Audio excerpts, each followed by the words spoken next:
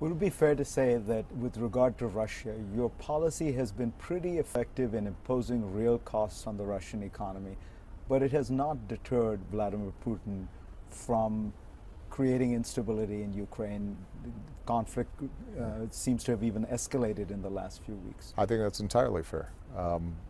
And I think that is a testament to the bad decisions that Mr. Putin is making on behalf of his country. You think about where we've been in terms of U.S.-Russian relations. When I came into office, we talked about reset, and I established, I think, an effective working relationship with Mr. Medvedev. And as a consequence, Russia's economy was growing. They had the opportunity to begin diversifying their economy. Their relations across Europe and around the world were sound. They joined the WTO with assistance from us.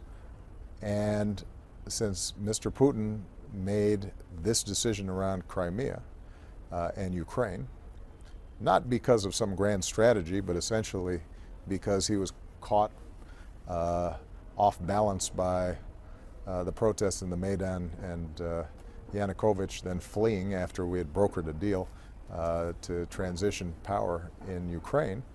Since that time, this improvisation that he's been doing has gotten him deeper and deeper into a situation that is a violation of international law, that violates the territorial integrity and sovereignty of Ukraine, has isolated Russia diplomatically, has made Europe wary of doing business with Russia, has allowed the imposition of sanctions that are crippling Russia's economy at a time when their oil revenues are dropping. There's no formula in which this ends up being good for Russia. The annexation of Crimea is a cost, not a benefit to Russia. The days in which conquest of land somehow was a formula for great nation status is over. The power of countries today is measured by your knowledge, your skills, your ability to export goods, to invent new products and new services, your influence, and none of those things are provided by his strategy. Now, but what is absolutely true is that if you have a leader who continually drives past the off-ramps that we've provided, given the size of the Russian military, given the fact that Ukraine is not a NATO country, and so as a consequence, there are clear limits in terms of what we would do militarily. Mr. Putin has not been stopped so far. To those who would suggest that we need to do more, what I've said to them is that we can exact higher and higher costs, and that's exactly what we're doing, and we can bring diplomatic pressure to bear.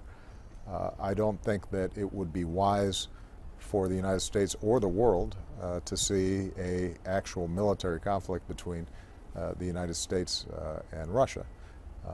What we are doing is reinforcing those border states who are members of NATO and making very clear that that line is one that cannot be crossed, because we would have to take military action to protect our allies. That's part of what Article 5 is all about. But you've seen no indication that Putin is ready for a deal in recent months, weeks? So far what we've seen is a lot of talk in public with Chancellor Merkel and President Hollande and ourselves, in which he will say one thing, but his actions tell another tale. And what we've consistently seen is that the separatists are Russian-financed, Russian-trained. Their strategy comes from Russia. Russian troops support them.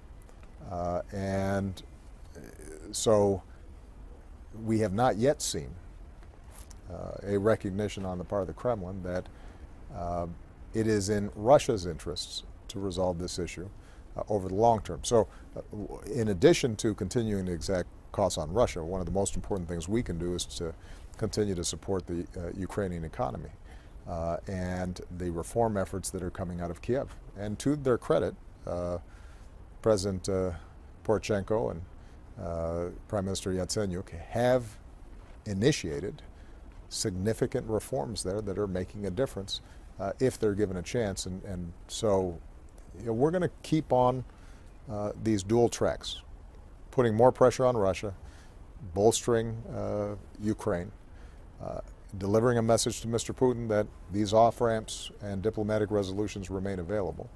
I'm not wildly optimistic at this point that his orientation changes, partly because the one thing that's been very successful for Mr. Putin is his politics.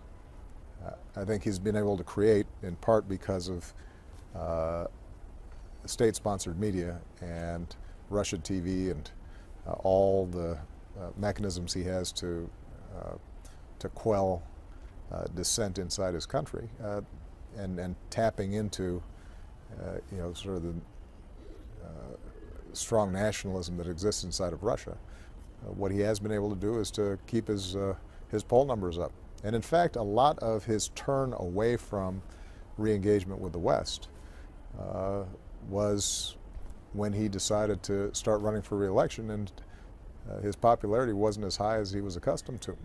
And you'll recall there were protests in Moscow that started numbering in the thousands, and you started then seeing a ramp up of this anti-Western, anti-U.S. Rhetoric, which is out of the old Soviet playbook. So he's looking backwards, not forwards, and perhaps over time he changes his mind. In the meantime, we just have to make sure that we're firm in protecting our allies and supporting the principles that have maintained peace in Europe for the entire post-war period. Would it be fair to say that with regard to Russia, your policy has been pretty effective in imposing